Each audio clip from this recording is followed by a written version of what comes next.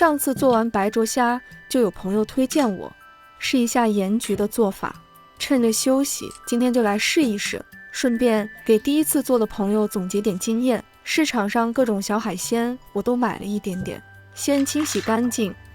一杯表面比较脏，可以用刷子多刷洗几遍。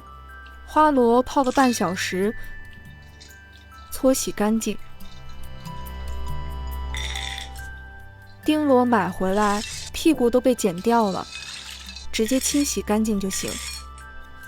花甲也是先放盐水中泡个半小时，清洗干净后捞出。虾去掉头部和虾线，还活蹦乱跳。锅底铺上一层姜片，撒上几粒花椒，放几根葱段，倒入花甲、丁螺、花螺、贻贝、大虾，撒上半包盐焗粉，其实用盐也是一样的。盐焗粉只是配料中加了一些香料，盖上锅盖，焖个5分钟左右，中途可以摁住锅盖抖动一下。这道菜主要利用锅中热气把海鲜焖熟，海鲜本身含有水分，这样做出来也是原汁原味。总结一下，海鲜买回来后，先放入盐水中浸泡1小时左右，去除海水味。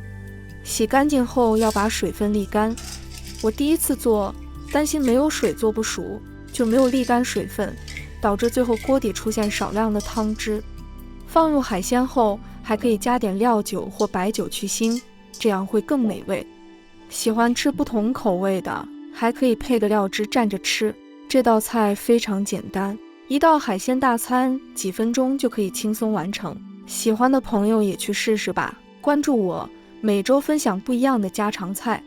感谢您的观看，我们下期视频再见。